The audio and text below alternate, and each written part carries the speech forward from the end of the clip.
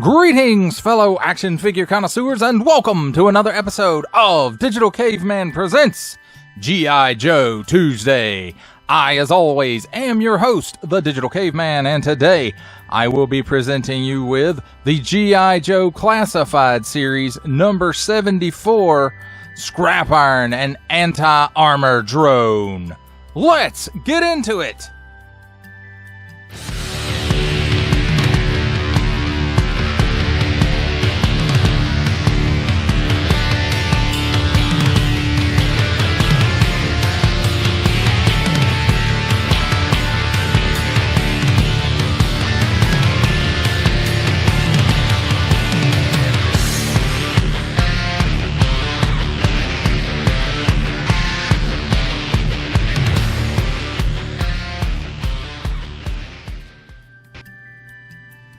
Let's begin with a look at the packaging, and then here we have a nice product shot. That's an actual product shot, I do believe, and not a digital render. And then we have some artwork over here.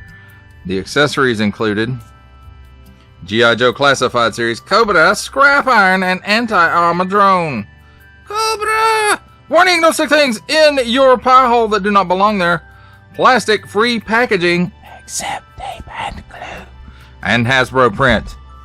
On the bottom, small print, fine print, legalese print, made China print, symbols I'm not going to learn, and a barcode. Also, just in case you forgot, plastic-free packaging, except tape and glue. Then on this side, we have some nice artwork there of Scrap Iron, G.I. Joe Classified Series, number 74. On this side, again, number 74. And some artwork, Cobra up here. And then scan this to learn about his file card. And then there's some little bits of it right there, I suppose. It's really small, but I guess you're supposed to really scan that. And if you want to do that, you can pause it right here and scan that. And then just some stripes here. And it is embossed. Those stripes are embossed, even on the front and the side here, and then they aren't on this side at all, so that's pretty cool. On the back, number 74, and some nice, I don't know, targeting scanner things. Cobra, Scrap Iron, and Anti-Armor Drone.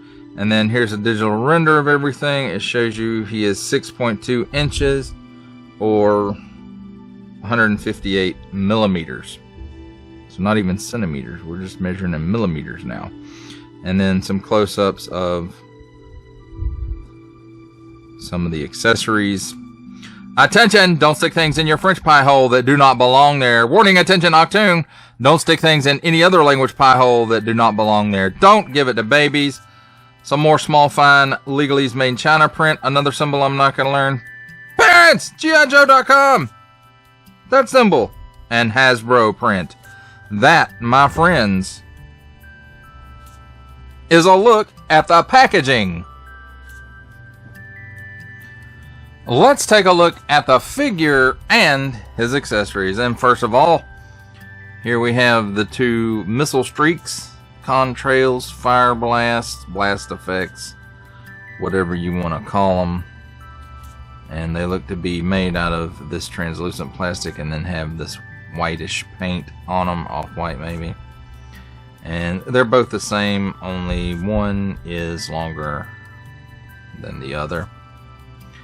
And that's cool. And they have these posts, and that's how they port in the stuff. And then it's got these ports. And that's how stuff ports into them.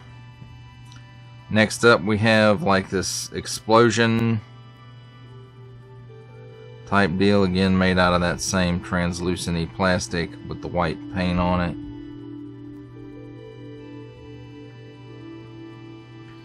And then here's another one that's similar to that one. It's smaller. Again, made out of that same plastic with the white paint on it.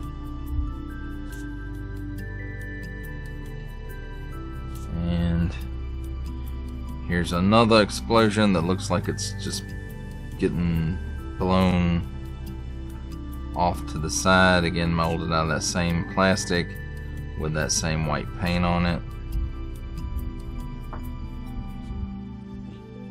And then here's another one that's mostly white paint, and then but it is molded out of this translucenty plastic. So those are pretty nice. Next up we have the laser guided missiles. Nice molded detail, molded in red plastic. And you can see it's got the little post on the end of it there, and there's two of those, and they are exactly the same.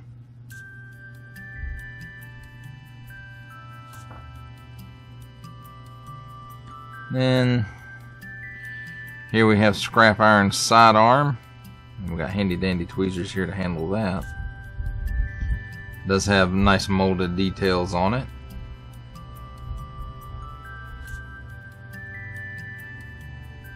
Molded in black plastic, of course. And here is Scrap Iron's Wi-Fi enabled Nintendo Switch, which he also uses to control the rocket launcher drone or missile launcher drone, anti-aircraft drone. How about that? Does that sounds right? Anti-aircraft drone. So who knew you could control that with a switch? And then here's his helmet. Nice Cobra detail on the helmet, and it's painted. And then it looks like the visor has some glossy paint on it, and the rest of it, a few nice molded details on it, but molded in that more flat black plastic. Now let's take a look at the drone itself, and I have to say its size is quite impressive. I did not expect for it to be this large. It's got some nice paint apps on the front there to help it sight up stuff. It's got a nice paint app on this Coleman lantern. I know that's not really what it is, but that's what it's shaped like. And then a nice paint app here, and then some paint apps right here on the tops of the treads, and I guess the treads themselves are probably painted. Maybe they're a separate piece. This feels like hard plastic, and this feels like more rubbery plastic. It does not move, however. So there is that. Then there is a ball joint at the base of the actual piece that contains and launches the rockets. Oh, some nice paint apps back here as well as some nice molded details and a molded cover. But anyway, it's on a ball joint there, so it can twist around, it can tilt up and down and side to side. That's kind of fun. And then each wheel, there's this piece here that comes out, and then it has a ball on each side, so each, you know, this is all one piece, even though it looks like multiple pieces.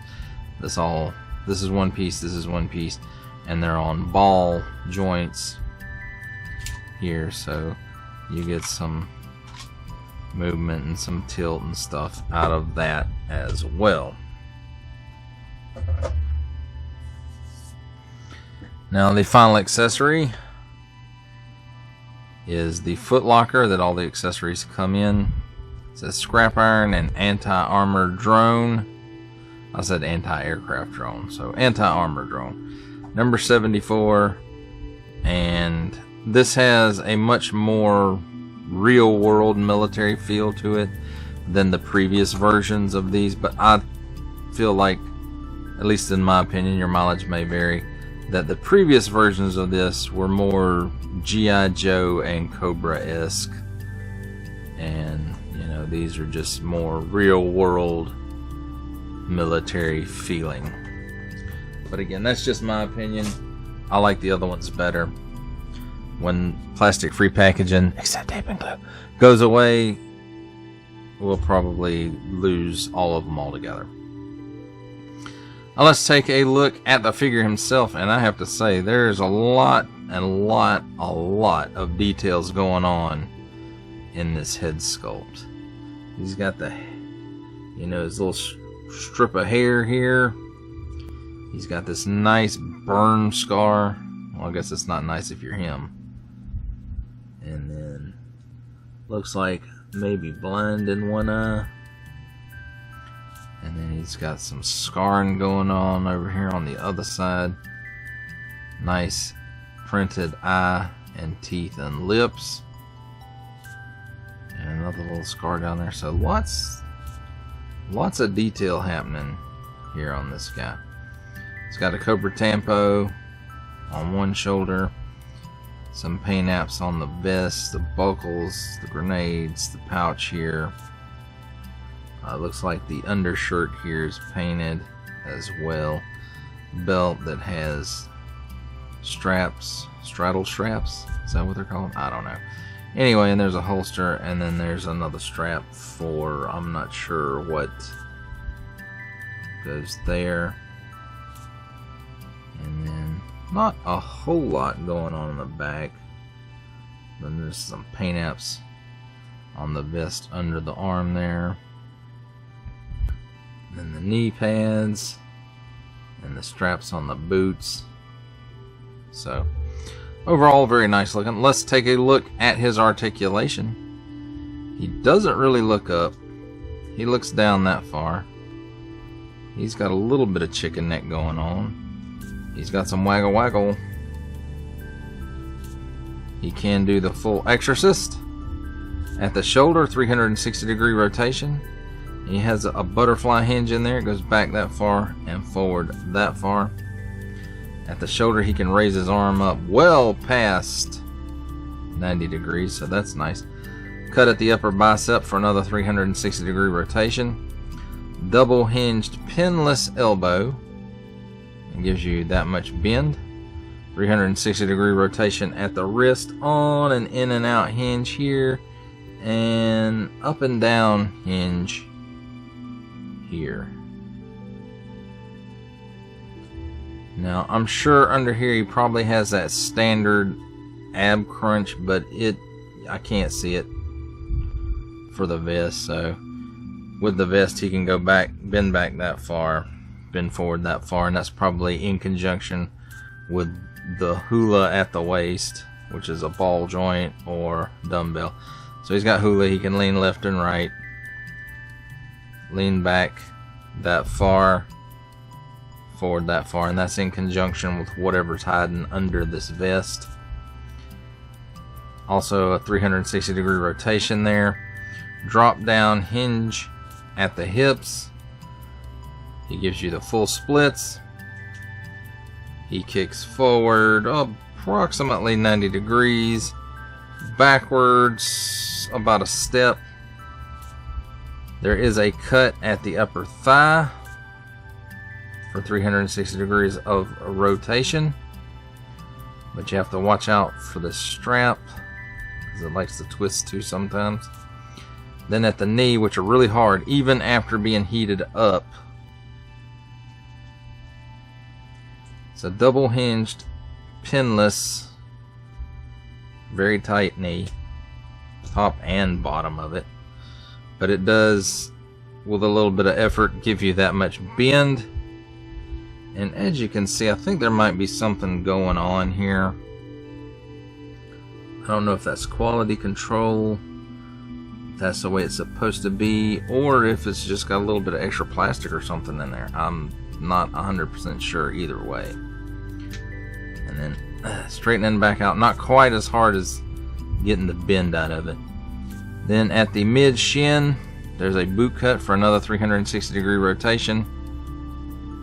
Ankle tilts down that far, up that far, and forward facing pin for rocker. Now as far as his accessories go, his sidearm will go right in his leg holster.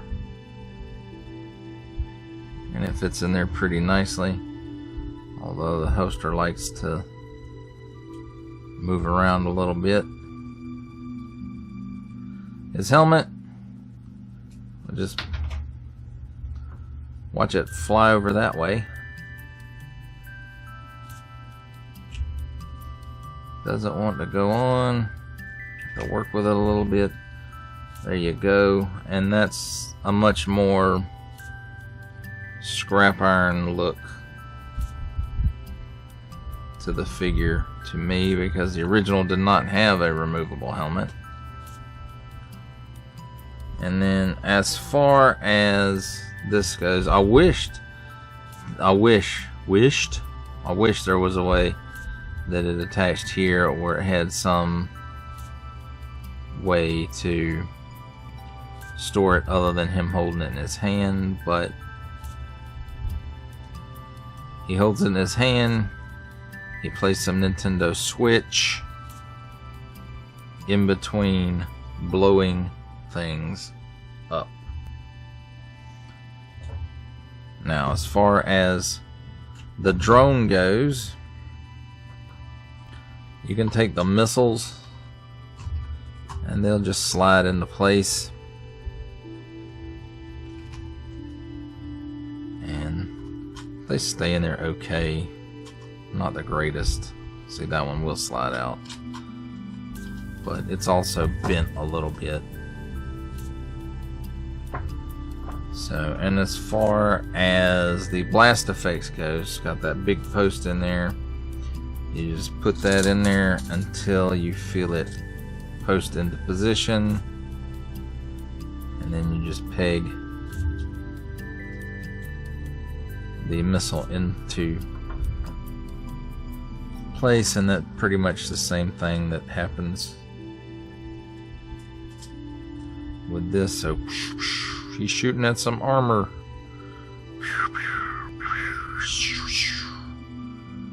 So that is pretty cool looking. I don't know if I would display it like this, because I had it sitting like this overnight, and one of the missiles bent, and there's a little bit of bend in the contrail, blast effect, fire trail, whatever, however you want to call it, as you can see there.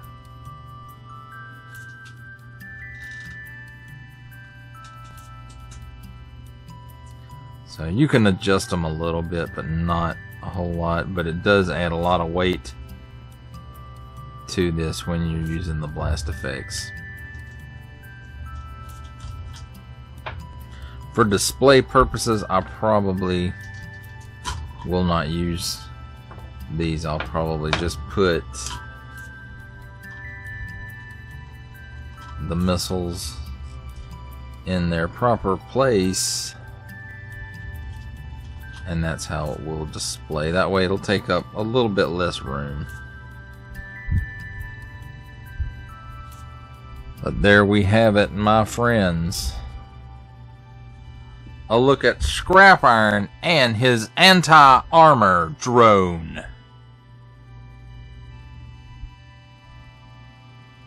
It's time for my favorite part of a review, comparisons. And here we have the G.I. Joe Classified Series Scrap Iron with anti-armor drone, with the G.I. Joe Classified Series Standard Release Crimson Guard, and the G.I. Joe Classified Series Battle Android Trooper Regular Edition.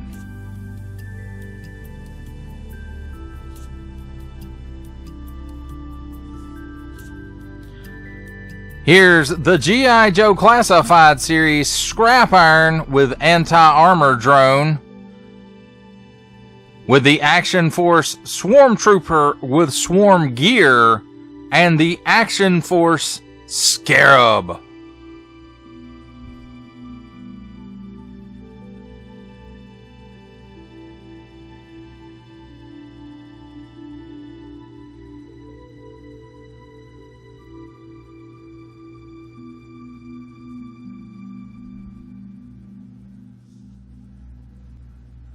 For our final set of comparisons, here we have the G.I. Joe Classified series Scrap Iron and his drone, with from the Marvel Legends series making his cameo appearance, Stan the Man Lee. Our final G.I. Joe Classified series comparison, the Hasbro Pulse exclusive Regal variant Cobra Commander.